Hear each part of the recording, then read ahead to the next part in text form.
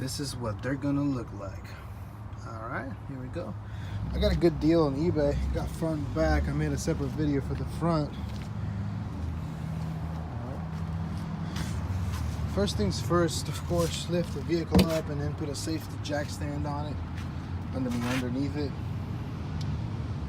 And I also have the tire underneath the frame for support, just in case, you know. I got the jack stand right there and the jack for support.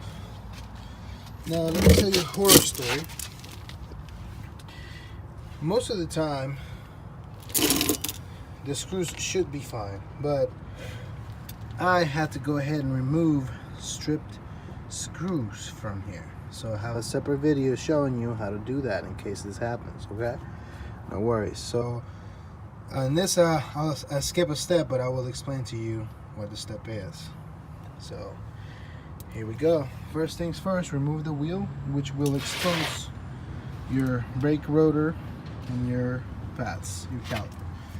First things first, what you're going to want to do is get a 17mm wrench and a 12mm wrench. The 12 is going to be for this one, which is two of those. There's one at the top and there's one at the bottom right here.